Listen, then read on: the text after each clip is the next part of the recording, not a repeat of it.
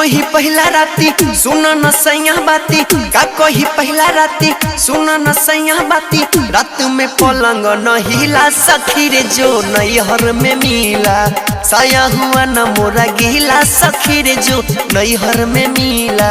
का कोई पहला राती सुना न सैया बाती, का कोई पहला राती सुना न सैया बाती। रात में पलंग न हिला सखी रे जो नैहर में मिला, साया हुआ न मोर गीला सखी रे जो नैहर में मिला।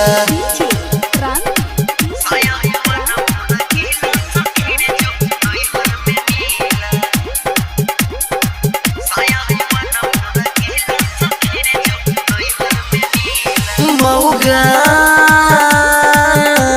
मिला भतरा मिला भतरा मिला भतरा, मौगा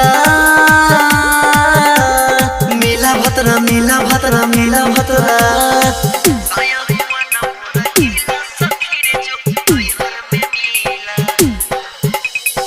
आया पहला रात नहीं माना मोरा बात को, जब मैं उठाई सैया उठा नहीं रात को।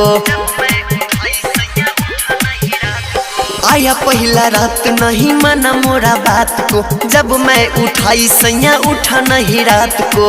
पानी जमाना मैं मुंह के ऊपर उठा, जब सैया देखा बदन के सूह पर। रात में मजा नहीं मिला सखी रे जो नैहर में मिला, साया हुआ न मोरा गीला सखी रे जो नैहर में मिला।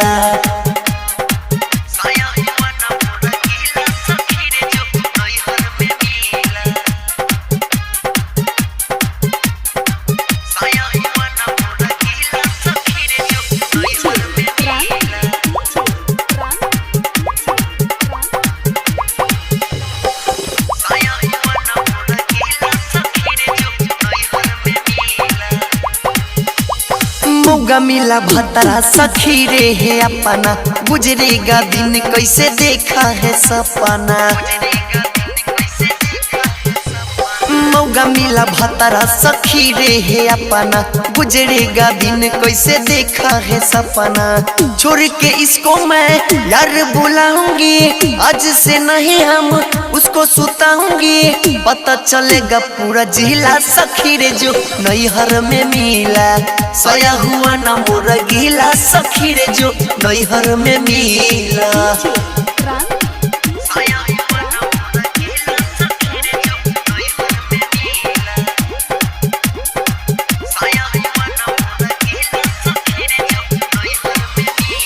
मौगा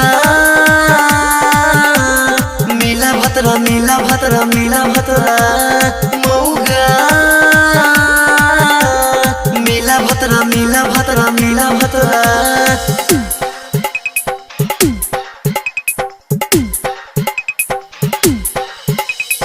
राइटर रवि मतलब लो भरते सुपर, कभी रखा ना नीचे रखते थे ऊपर।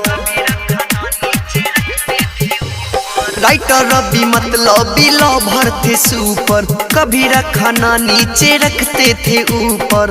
गायक वकील अकेला छोड़ के जाऊंगी, अनिल आमिर से ही शादी रचाऊंगी। खत्म होगा सिलसिला सखी रे जो नैहर में मिला, साया हुआ न मोरा गीला सखी रे जो नैहर में मिला।